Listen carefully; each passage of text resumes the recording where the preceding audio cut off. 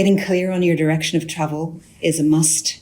Where are we going and why are we going there? So this direction of travel is important, because then you say, okay, who's the team that I need on the pitch to get there, and what's in the way? So for me, that sort of clarity of direction of travel and then assembling a team of people who can go in that direction and achieve the mission is important. Hi, I'm Sherree Kendall. I'm a partner in Heidrick & Struggles London office and a member of the industrial practice, where I lead the global energy sector. I am delighted that in today's podcast, we speak to Emma Delaney. She is the Executive Vice President at BP, where she has spent 28 years both in the upstream and the downstream verticals. Prior to joining BP's executive team in 2020, Emma held a variety of senior leadership roles, including Regional President for West Africa, Global BD Upstream, and a number of roles in her earlier career in the downstream vertical of the business. Emma, it is delightful to speak to you today. Thank you for taking the time. Thanks, Sherree, and thanks for inviting me. Maybe you could start us off by walking us through your path into your current role and what it is like to be an EVP at BP. I'll save you a rundown of my whole CV. When you said 28 years just now, it made me jump a little, because when I joined the graduate scheme in BP, I never thought I'd be here 28 years later. But I think for me, just thinking about the career path, there's always been a new challenge around the corner. And I've changed roles every 3 years or so, which is not uncommon in our industry. Somewhere along the way, I had a choice between more of a finance path and a general management path. And that, I think, was a big influencer in where I've ended up today, is making a choice. Are you going down one route or another?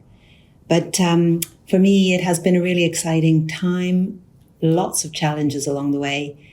And actually, energy is one of those sectors where it impacts everyone's lives. And it also demands this massive team effort to deliver, whether you're talking about delivering the development of a natural gas field or whether you're talking about delivering fuel into an aircraft.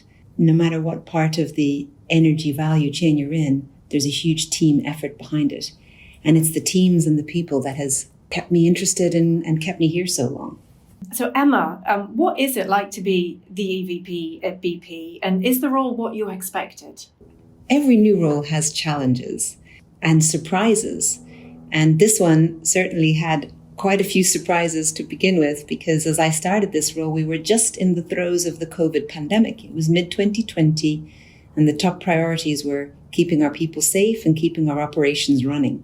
That was quite a surprise to be starting in that way, but I did learn a lot and come up the learning curve very quickly. And the COVID pandemic had very different impact on the different parts of our businesses. So I run 3 global businesses in Castrol, aviation, and EV charging, and then 3 regional mobility and convenience businesses. And as you can imagine, the impact on, say, the aviation business versus the convenience business was quite different during COVID. So dealing with that rapidly changing business environment was quite new, not expected. And then in 2022, with the Russia invasion of Ukraine, that was really another surprise. And for our business, we had to rewire essentially the product flows at that time. So again, another unexpected to deal with. There's massive variety in the role. So we're dealing with everything from, selling coffees to, the long-term strategy of our refineries. And so that variety I find fascinating. Back to my point on the energy industry itself has always fascinated me because of the impact it has. So the variety has been exciting. And I'd say also what I love about the job is really the chance to get out and about and meet colleagues and customers around the globe who keep our business going. I love finding out what's similar, what's different in a diverse set of businesses. And of course, that's not possible without your team. And, just picking up on that as well, and sort of what we said earlier about your career so far with BP, you're one of the leaders in that business. You've had exposure and experience in both the upstream and the downstream verticals. How has that influenced your approach to leading this global energy business? When I meet colleagues, it is quite unusual to have spent time in both the downstream and the upstream. I started my career in the downstream. I spent 7 or 8 years there, and then a big chunk of my time in the upstream, particularly as I reflect on my time in the upstream.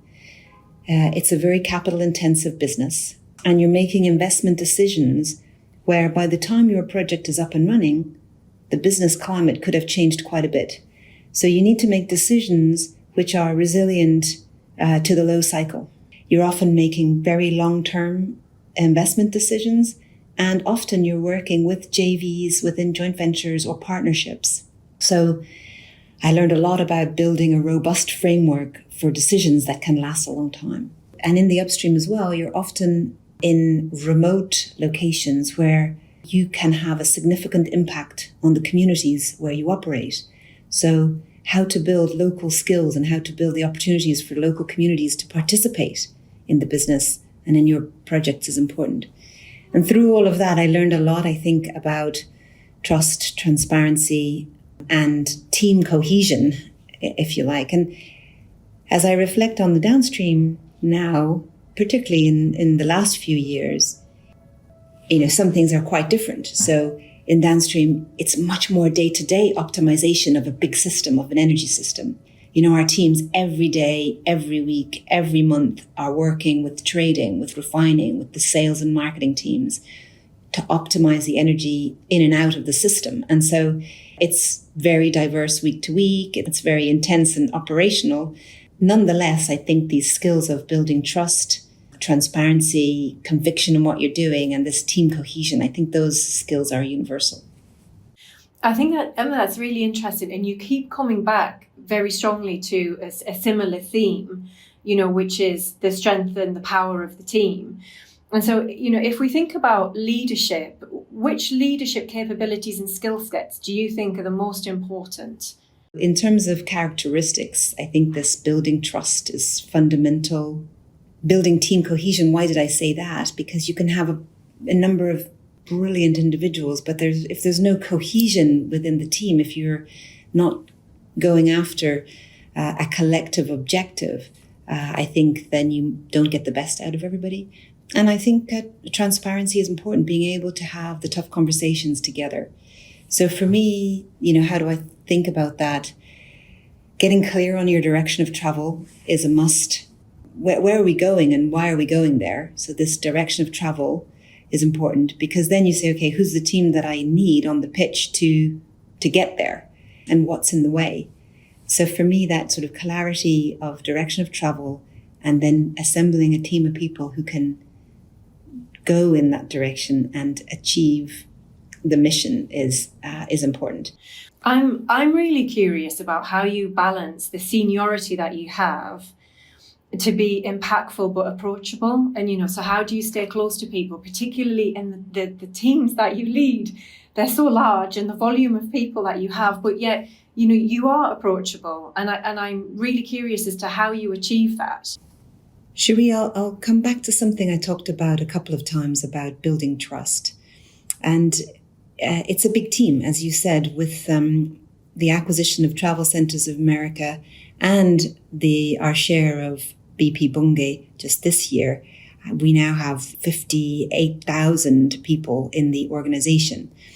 When I say you can't do everything yourself, I really mean that. You cannot do everything yourself. And building a leadership team which has clarity of mission and then team cohesion, what do we do together, and then go execute on it, has been and continues to be absolutely critical.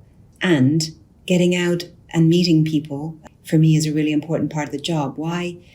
Because if you can break down the power-distance relationship, which exists not just in Western societies, but I think is pretty universal in business environment, if you can break down that power-distance relationship, I should have genuine interest. And I'm genuinely interested. I love learning new things. I was just in Brazil a couple of weeks ago and learned about agricultural productivity, something I never really thought I would know anything about. And of course, I know a tiny infinitesimal sliver of knowledge, But having spent a week with the team in the field, learned a lot. And so I think you mentioned, how are you approachable?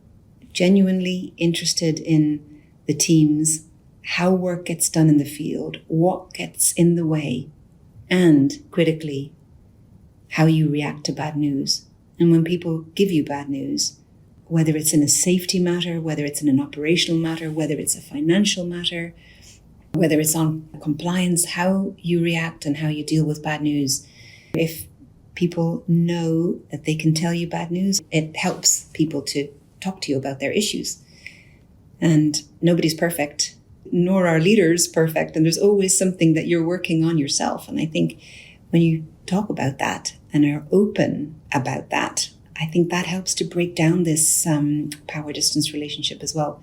So Emma, if we look ahead and we think about the challenges, which are not insignificant, if we think about BP's role in contributing to global energy transition, what are the leadership challenges that will face you and your fellow EVPs about balancing growth with sustainability? It's a brilliant question, and one we spend a lot of time thinking about in the exec team. I think the energy transition is happening at a different pace in different places. So it's underway, but it will unfold in a different way across the world and across different markets. And for us at BP, we've been clear our direction of travel, the big line, if you like, the big lines for us is a transition from an international oil company to an integrated energy company. And we believe that by doing this, it will drive resilience in the long term. As part of that, we're investing both in today's energy system, so oil, gas production, and we're also investing in tomorrow's energy system. So, for example, in my part of the business, we're investing in EV charging, in biofuels. Biofuels are a drop-in fuel. You can drop them in today and they blend and bring down the carbon intensity of any fleet. For example, EV charging, as we see EV charging rolling out again, that's a classic example of where it's different pace in different markets. And investing alongside what you see your customers, what customer driven, what we see our customers wanting. So you asked about the leadership challenge. I think the leadership challenge in terms of a world where a lot is, the pace of change is probably faster now than at any time in the last 10 years. And so as leaders, how can we be adaptable, but not flip-flop the whole time? So how can you be adaptable to the environment and the external business environment in which you operate? And at the same time, you got to be resilient. So I talked earlier about how do you get clear on the direction of travel? So you have conviction on your direction of travel. I think that helps you stay resilient in a world where lots of things are changing. So I think adaptable but resilient at the same time. The challenges are many. So in terms of the biggest challenge for you and for the part of the business that you lead, what do you think that will be in the next 12 months, 18 months, 2 years? The biggest challenges in the near term for our part of the business, but I think some of that would be universal in our industry, is number one, how do you maintain a strong talent pipeline for our sector? There's so much change and there's also so much competition from other sectors. So that's really on my mind. How do you maintain a strong talent pipeline? How can you be a magnet for talent, if you like? And how can we be a magnet for talent? And I think the second big thing on my mind is customer needs are evolving. And how can we meet customer needs and make it easy to do business with us?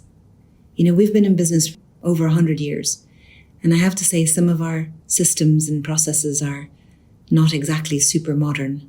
And then more modern companies, if I think about how I do business as a consumer every day with some of the more modern companies, we need to be able to be as easy to do business with as those. And so that's both a technology, digital challenge, and also a challenge of how do you stay up to date with your customers, how their needs are changing, and how we can respond fast to those in a world where everything moves fast.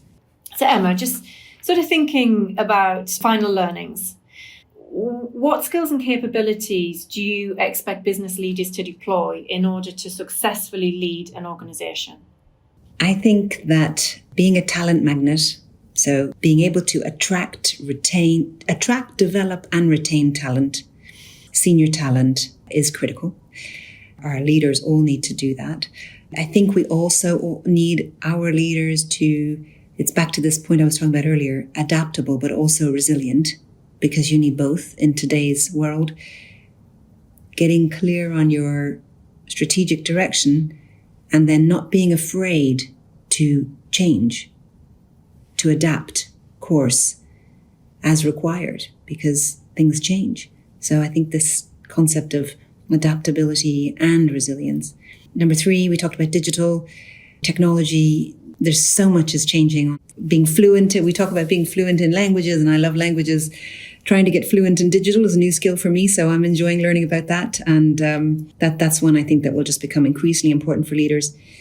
And if I really stand back, particularly as, we talk about business and society and customers and communities, I think integrity really matters, because business exists in society. And over time, we need to work with trust in the communities and with the communities with whom we coexist. Wonderful. Emma, thank you so much. Thank you for making the time to speak with us today.